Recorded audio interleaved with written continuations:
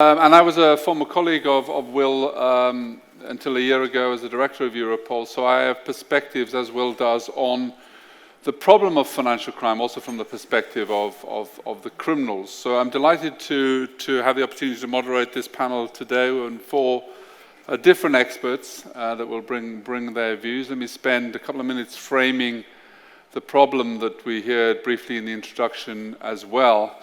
And of course, AML is one of those dominant topics in the sector, in the industry. We've heard it mentioned many times today.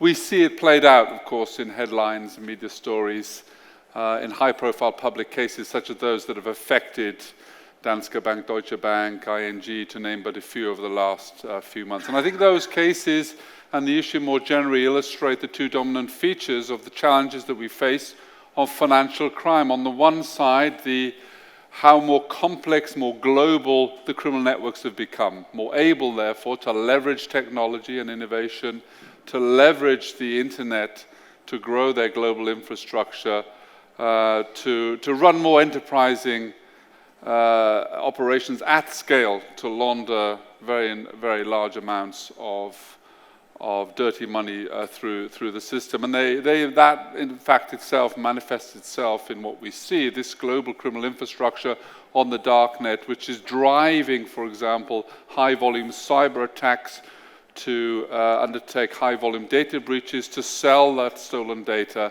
on these darknet forums in order to enable fraud, for example. It's played out also in terms of the convergence of criminals as they become more syndicated in their cooperation.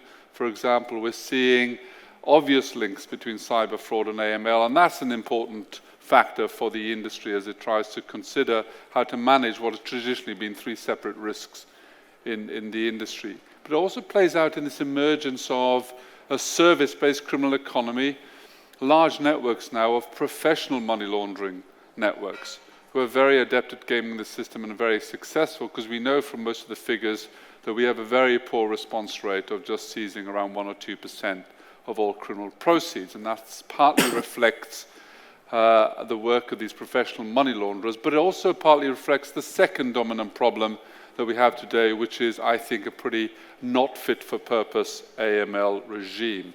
One that is focused more on compliance and measuring regulatory compliance rather than perhaps on the effectiveness of the regime as a whole in stopping money from corrupting our system, one that is not led enough by intelligence and instead works through a rather more mechanical nature of transaction monitoring. So those are some of the issues that are at the heart of the problem, at least as I observe them, and the panel will add some color to those points, or indeed challenge those viewpoints and introduce others as well.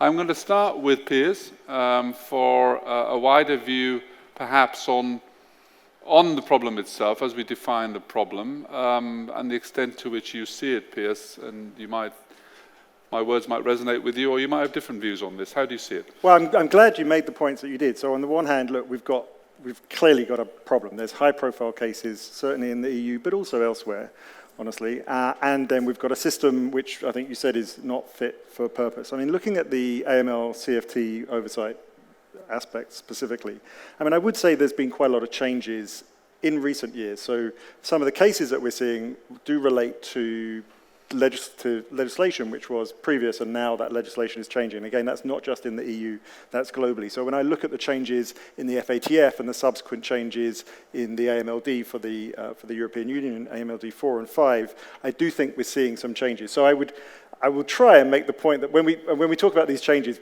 we like the cliche of the glass half full or half empty. I've heard that glass is... We're already on to AMLD 5 and talking about 6. Why is it taking us 6 goes to get this right?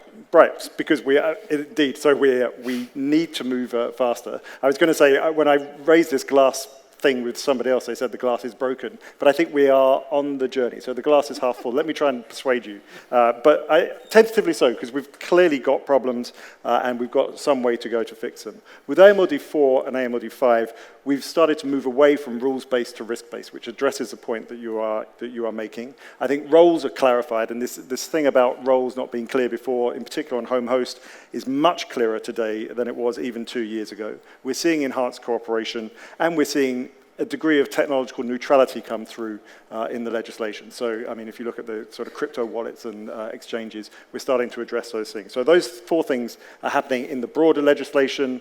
On the policy side, from a sort of supervisory perspective, we're doing our best on both getting to more granular policy, getting to implementation and really trying to influence thinking about risks. So on the policy side, I saw the results of the poll saying, well, there's a problem with cooperation and between AML, Prudential, across borders. I mean, we've got at the moment some live guidelines on cooperation, which sounds a bit dull, but we'll be setting up AML colleges, and we're also doing work to make sure that there's cooperation then between the AML and the Prudential supervisors. That's happening today, so we're making those changes right now, which I think is important. We're also doing more work on implementation with implementation reviews. Again, going into national authorities, talking to them about what they're doing, trying to get some changes. And on the risk side, we'll be publishing an opinion on risks shortly, which again tries to influence at risks, focus at intelligence a bit more. And under what's called the ESA's review in Europe, so the EBA will be getting some modest changes, and I think Jose Manuel has been clear about the fact that these are modest but important changes where we'll be doing more. Again, trying to set up a database to make sure there's better information sharing, both between AML supervisors, between AML and Prudential supervisors, interactions with the FIUs, thinking about strategic assessments of authorities, and also giving us a little bit of a prompt to help national authorities move further forward. But my key point here would be is, so far it's been clear there are problems in the framework. With these changes, arguably then the question is, could we make these work if we have the political will and the resources, or do we still need to look at the structural changes? And I think we need to see how this plays out. Okay, I think it's an interesting point about whether or not we have the political will, and I think leadership will as well in the industry, not just political will as in elected officials and representatives. But that's a fair point. Turning to Will, the problem. I mean, you look at the problem. I defined it in that way. You have this great bird's eye view at Europol. What do you see as the emerging characteristics that make this such a difficult case for us to manage? Yeah, thank you, Rob, and thank you for having the opportunity also to be here and to more or less set the scene a little bit on what we're seeing. And indeed, Europol has the role to have the oversight and try to have a big picture and the right picture on what's happening in organized crime.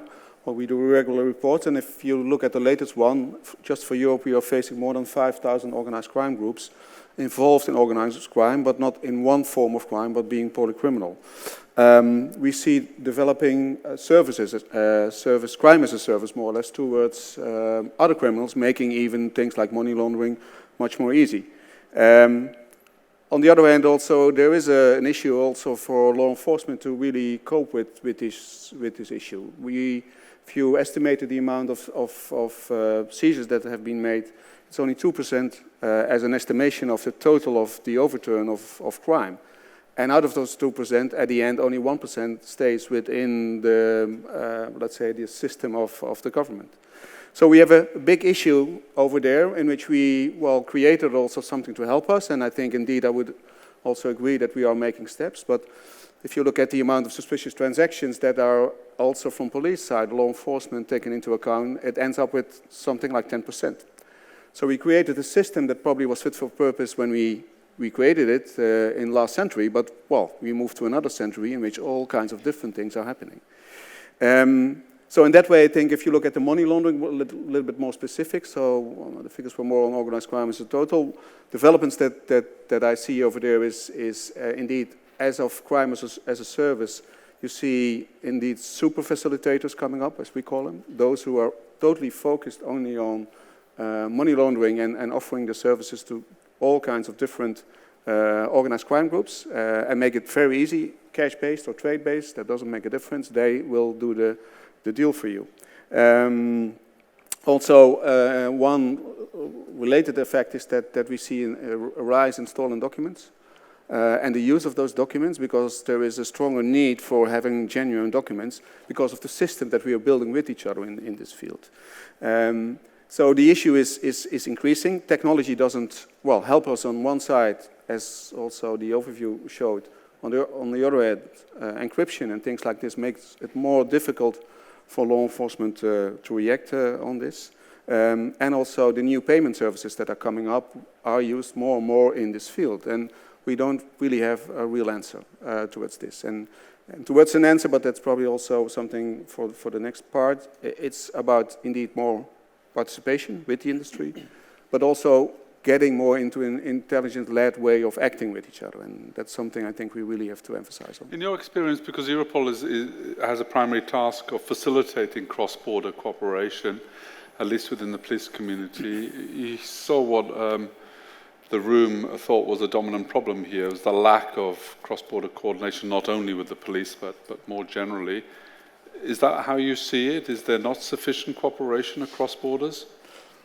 Between law enforcement, you mean, or with the industry? Well, I think both. The question asking the question is already answering it. I think it's on both ways. It's about our potential to work with the industry. That's still very difficult for all kinds of reasons from both sides. And also within law enforcement, I think we see a strong increase in exchange of information on the European level.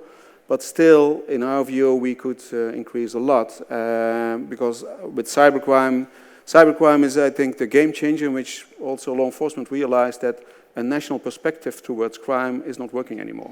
So, and Europol can play that role as a platform in which we can increase that kind of cooperation. And it's what we are doing. We see increase of 20 to 30% every quarter. But still, I think we came from far, and we still have to speed up.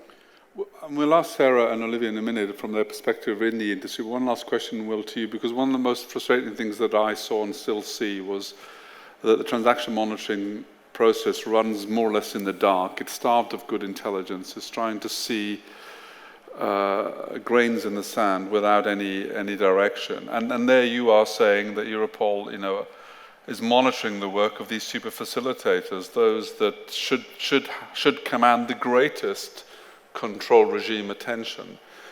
How easy has it been for you to share the identity and the typology of these people and the way in which they work directly with the banks? Well, that's extremely difficult still. So if you look at our regulation, we are not allowed to share concrete data of, let's say, personal data. What we can share, and we had also an experiment with this, and thanks also to the cooperation with some banks, we have a public-private partnership, but not only a partnership, a real participation with each other. So what we try to do, and one of the first profiles we made was on CEO fraud, so in which I think a lot of companies have issues with, that from our side we came up with a typology on how we see the crime being committed. And giving this towards the industry, towards the banks, will help them, and has helped them already in the pilot that we had, in identifying totally different transactions that they were not focusing on. So indeed, as you said, I think the system that we have is more compliance-orientated than into intelligence-led. And we have to work from both sides, with government and on private partners, to increase that cooperation for the future. Certainly, I'm not sure if Tim Adams and Matt Ekberg are in the room, but the IAF and those two individuals in particular have been instrumental in bringing the community, this industry and law enforcement together in an effective way.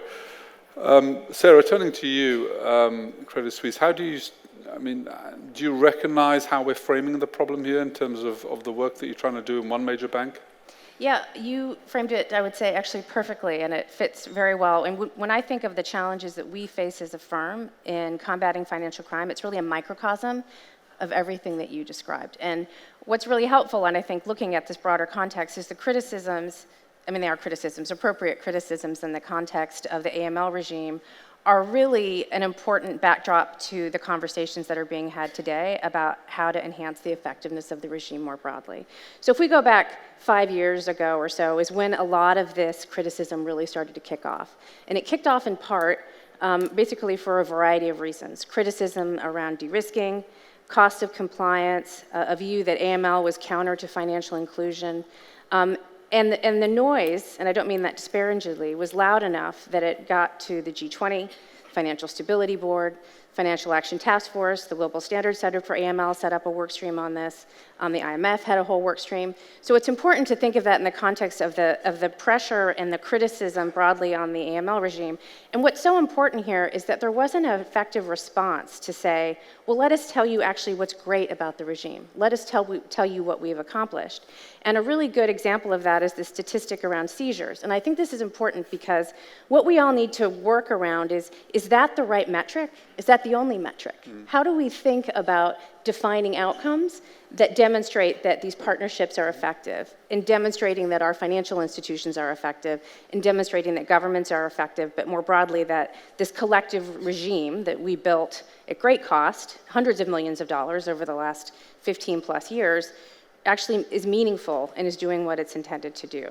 So that's sort of the backdrop leading into the last couple of years, where now we're adding data integration, AI, innovation, putting that into the pot, and everybody's saying, okay, great. So now we have all of these new metrics. Everybody wants to be more effective. We have these new elements, I should say. Let's put them in a pot, let's stir it up, and at the end of this is surely going to make us better. The problem is we haven't figured out what better looks like. What are the outcomes that we want to be achieving to allow us to be measured? So as we think about what I view as a very exciting environment, and the microcosm part of this is exactly where we are as an institution. On the one hand, we are appropriately implementing the regulatory obligations we have in place. And the distinction I'd like to draw a little bit about the iterative nature of the regulatory regime, AML 4 and 5 and 6, is those are rules. You can say they're risk-based, but they're rules. They're not about how we define outcomes and effectiveness. So we have to focus on our core day-to-day, which is regulatory risk associated with understanding our customer and mitigating the risk of our customer.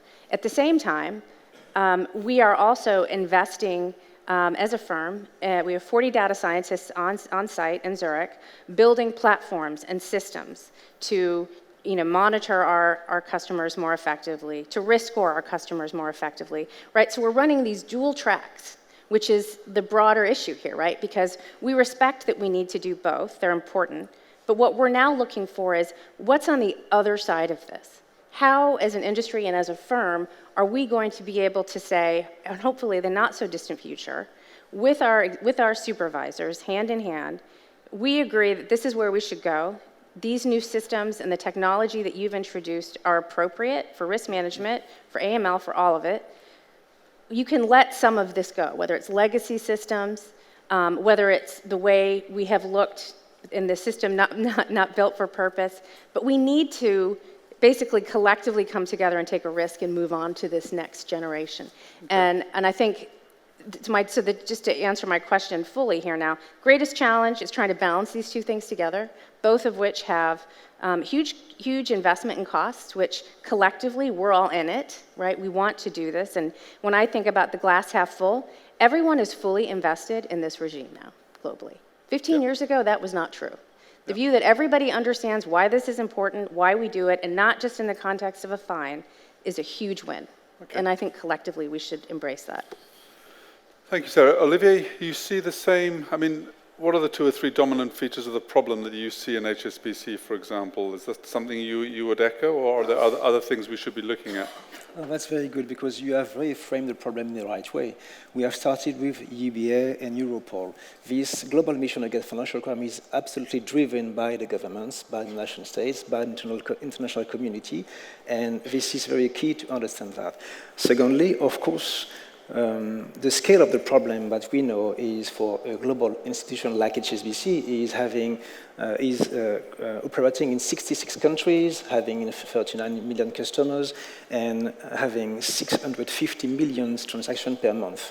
So of course, how do we separate illicit funds from legitimate ones with this huge amount of data every day?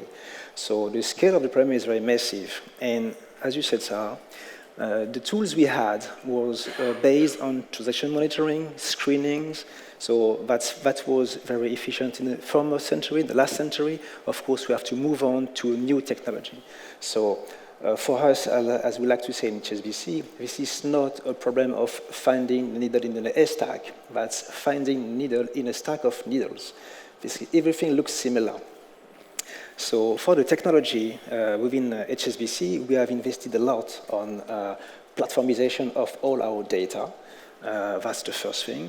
Secondly, we try to invest a lot on new software to pass through this data, to collect this data, and to offer the investigators the possibility to understand exactly what do we have around the transaction activity and the customer's activity. The third thing was to reunify all the investigators into under a single roof, to have all these people working together with the same amount of data and with the same repository of data. The fourth thing is to try to invest in the PPP, a topic we would like to touch just after, because what we need to do is to share the burden of fighting financial crime, to share the data and to share typologies, and if we can do it, to share the tactical information. So how we frame the problem is exactly like that. That's very good, and that leads us into maybe a discussion about what we should do better, maybe, and Olivier's picked out 3 or 4 things in particular there. We've got some questions already. Thank you very much. Keep them coming, please, and I can make sure that we ask these experienced people what they think. Sarah, coming back to you in terms of looking forward, where you've seen best practice. Olivier made a few points. How would you frame this? The 2 or 3 things that we really must do to make the greatest impact. So I think from my perspective, it's a willingness to build, I know certainly we have it, partnerships with government and collectively to take risks. I would say that independently as a firm, we're doing all these things, and certainly governments are making the right noises around embracing all of this. But we need action, collective action, and risk-taking to basically come out and say, not just firms may use AI, but actually, let's look at how we can support it and allow for legacy systems and other things to be turned off. You mentioned AI. Let me just jump in because we've got a question from the floor around how AI or blockchain is already helping. Is it, or is it just a promise of what might come tomorrow? I think it's both. I think we're all figuring it out. I would say in the context of AI, it's certainly being deployed. It's a very good example in the public-private partnership space where I think there are a lot of possibilities beyond where we are using AI with pooled data, so not so much worrying about concerns about shared data. So it's being used today, I think nowhere near where it can go. And then the question there is, do we need government support to get there? Do we need some different regulatory frameworks to get there? I think those are some of the questions. Just, you mentioned partnerships. I mean, within the industry, I think is a really critical role, and I think IIF certainly has done some great work in that area. More broadly than that, in terms of public-private partnerships, Will, what's been your experience of how easy or not it's been to do that, and how much difference they've brought? Well, my experience is there's a great willingness to engage with each other because we all see that this is not what we're doing now is not enough. And it took us already a long time to come to the 6th level of regulation in there. My view is that we talk about public-private partnership, but there's a 4th P towards adding to it that PPP. It's about participation. So you really have to do things together. As Olivier mentioned, that you have to put your investigators together. We also have to work between law enforcement and industry. And by even on the very high level of trying to identify profiles and certain schemes, by working with each other, so not talking about personal data, we realize that we have to contribute towards each other. So it's on one hand also one of our priorities that we would like to increase this. We are doing this now with the security industry in the cyber field. We're doing it with the financial industry. And also one of the things to looking at ourselves, we noticed that we are not putting enough effort into anti-money laundering and expertise. So we will create at Europol, where we already have 3 centers, one on cyber, one on organized crime, and one on terrorism. But now's the time to come up with a financial investigation and fraud center that we will try to emphasize and work from that point of view to establish more of those PPPs, so 4 Ps, because that's the way forward, I would say. We've got a question here, Will, specifically about also the extent to which non-regulated sectors, so cryptocurrencies, for example, I mean, is that becoming a bigger problem, a bigger means by which the criminals operate, and is that also part of our solution set? Well, you see well, not the first, already a lot of examples in which a crime is being paid or has to be paid in cryptocurrencies.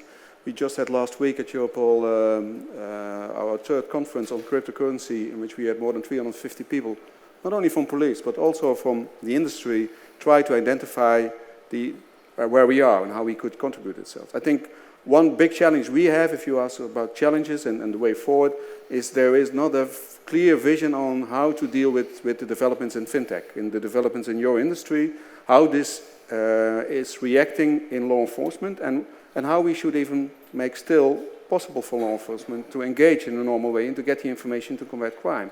That's our issue. And cryptocurrency is one of those aspects in which we are investing a lot to try to get a better understanding, but also to come towards suggestions how to regulate some of these issues in this century, because that's of this century. Okay, Olivier, I mean, getting to a better state, I've been quite impressed actually by how HSBC in last 2 or 3 years have followed a strategy around what you're calling threat mitigation, which is just another way of taking more risk-based, intelligence-led approach. I think that's quite innovative. At the same time, I'm sure very challenging. But talk us through a little bit about what you're trying to do there and how it might stand up as some kind of industry best practice. Yes, of course. So this financial crime threat mitigation, that's to turn from a rule-based approach with the tools we had yesterday to a pattern recognition approach or an intelligence-led approach. So that's, in a sense, with the help of the new technologies, you mentioned AI and machine learning, we touched upon that just after, is to blend all the internal data and the external data we can collect. So that's very important because this is intelligence or knowledge. I prefer to use the word knowledge because in French, intelligence, that's a different translation. So the knowledge on our customers, the transactions, but around our customers. And this is all about connected parties, the networks. This is exactly expanding the way we see our customers, not concentrating, focusing only on the customers and the transactions. So knowledge is at the center. Knowledge gets to data. Data has to be pulled, data has to be accessible, and tools to go through the data has to be accessible to the investigators. So this is very key. And to put knowledge at the center is to discuss internally within the bank, with business, between investigators, with everybody within the organization has to be a part of fighting financial crime. So we blend our knowledge and we put we put it at the center, and we have built financial crime threat mitigation. The fourth thing, of course, that's the PPP, because external data is also collecting knowledge, typologies, with our peer bankers, but also with the governmental agencies. So this journey starts to make progress and have results. When we discuss with our FIU, in France, for instance, they are impressed in a way with the knowledge we can get on a transaction and a network, a criminal network within the bank. Because it is very different from what we had before. We cannot share everything we have because this is a big picture, but it could help the government to understand exactly where the money goes, where are the flows. This is something very, very different from what we had yesterday. I think it's a very good summary, Olivier.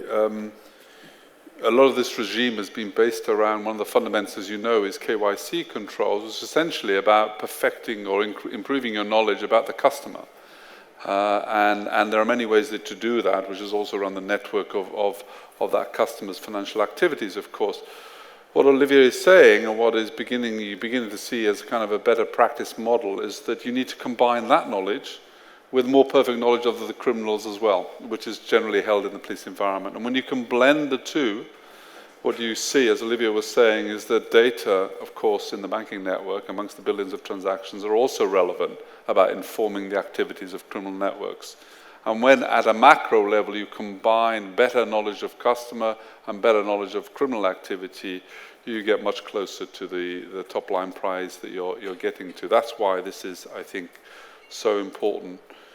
Piers, you've been listening very patiently. You didn't jump in. That's very kind of you and polite of you. But I wonder, is there anything that resonates in terms of, what we should be doing next, or how do you see that? What stands out for you? Well, a few things stand out. Firstly, listening to the concerns that you raise, I tried to articulate the work we're doing to get better cooperation between authorities and across borders, referring primarily to AML supervisors and prudential supervisors. What you're saying is, hold on, guys, remember, there's law enforcement, FIU, AML, prudential supervisors, and you'd quite like to see one sort of outcome of what good looks like from all of them, which I think is an interesting point about making the system then difficult to get into would be a good outcome rather than number of STRs.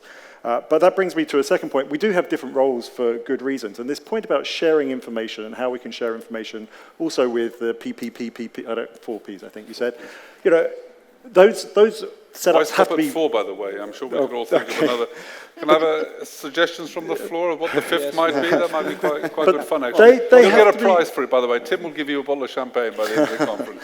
They have to be manageable, and you can't have everybody who's interested in the room. So trying to get that balance between getting the right people and making them manageable is hard, but we need different types of information. So I think in law enforcement, FIUs, you need specific information. When it comes into the sort of intelligence threats for AML, CFT supervisors, and prudential supervisors, it needs to be grouped. And so you can start to see how you can pull together information and share it without always sharing the same type of information and having the same forum, which I think is interesting. And my last point would be, Sarah, I think you said, can the supervisors help with technology? Be very careful what you ask for. I think we should be technologically neutral. So we should ensure that our legislation doesn't unintentionally impede a certain type of technology. And we've shown that, I think, with the work that we have done on enhanced customer due diligence using technology. Also, we're the ones that asked for crypto wallets and exchanges to be put into AMLD, and it is. I don't think you want us prescribing the type of technology that you want. So that's a real difficult balance for us. So I think remaining technologically neutral is really important. And so we will need to continue to adapt. And I think in cryptos we're sort of adapting a bit. But I really think you should be careful what you ask for in terms of our specific engagement. Sarah, jump in. Yeah. I totally agree with you. I totally subscribe to this idea of being technologically neutral. I guess what I'm trying to describe, though, is a universe in which I don't think that industry wants you to prescribe, and just for the reasons you said, I don't pretend to be a technologist either. I wouldn't want to be responsible for that. But at the same time, there needs to be a leap of faith around and a green light to industry who have invested and do have expertise to say, these systems that you've developed are with this technology are appropriate and okay from a regulatory standpoint in terms of what the outputs are. So what SARs we're filing, are we filing fewer SARs because our systems are more effective?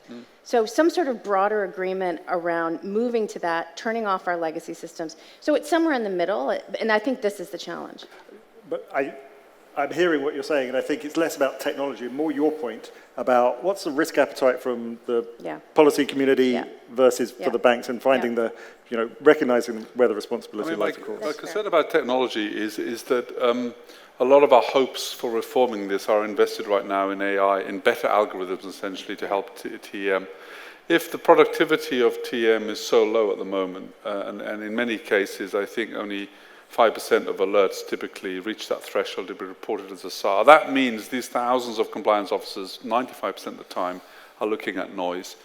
Even if we have the best AI in the world, we're working from such a low base that's not going to be the game changer.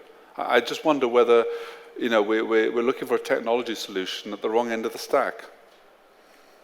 Will, what do you think? Yeah, well, I may react. I think it's part of the solution. It's not the solution. And also we have some issues with this, and we are using artificial intelligence also at Europol, try to, get a better understanding of it. But at the end, for law enforcement, we have to bring somebody to court.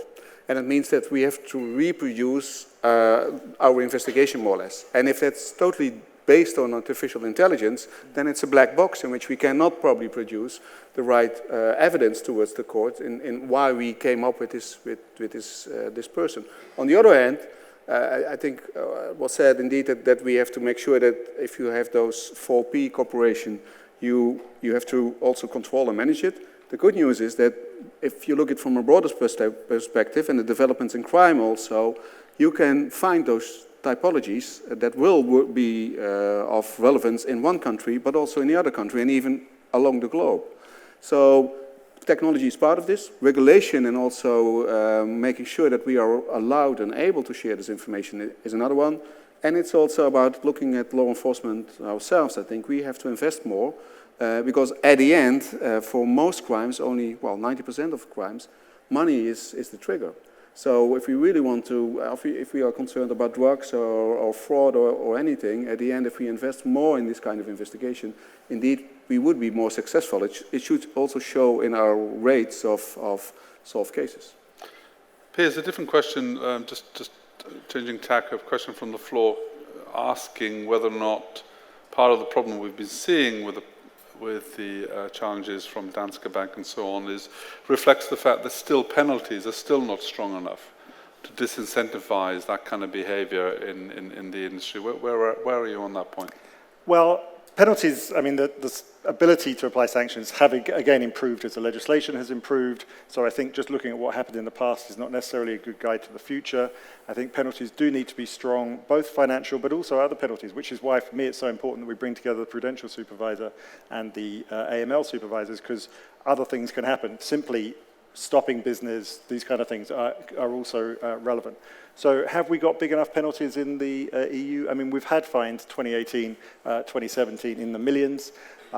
Is that sufficient? I think the combination of fines as relevant, but also other supervisory actions, which really captures the attention of senior management, and I'm talking specifically about banks.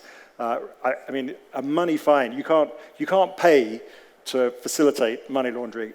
That's not okay. So a fine is not necessarily sufficient. It has to be significant supervisory action, which forces a change, for example, in the business model. Why are we imposing fines and strong supervisory action and condemnation on just one part of this ecosystem, which is the banks?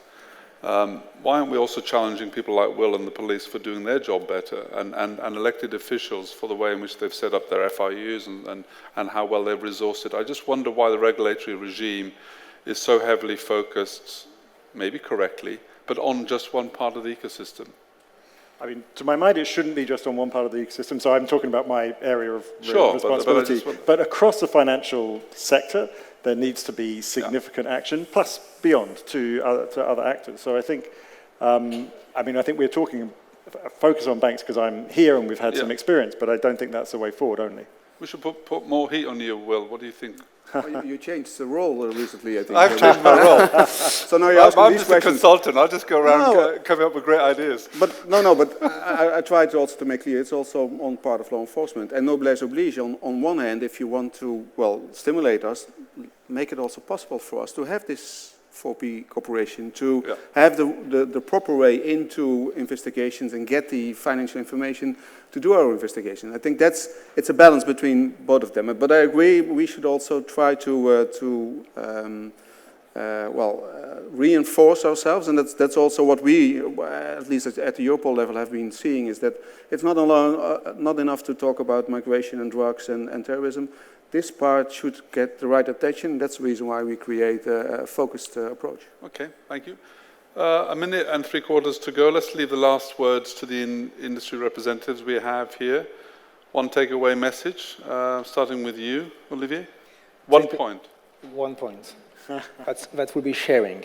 Sharing. We need to share. Thank you. Very, very, very sharp and smart. Sarah, where are you on this? Your last word to you. Look, I would actually try to end on a positive note and say that I think everything about this is great. We're having the right conversation at the right point in time about where we all want this to go. Fantastic. Well, we're going to finish a minute ahead of time, unless I keep talking and talking. Listen, I think that's been a pretty good scoot around this quite challenging subject in 45 minutes. We've had different perspectives, some very good questions from the floor as well, which we tried to answer. Listen, thank you for your attention. This remains a very hot topic. We've heard about 4Ps, 5Ps, 6Ps, with the key one being, I think, partnership and sharing, as you just heard.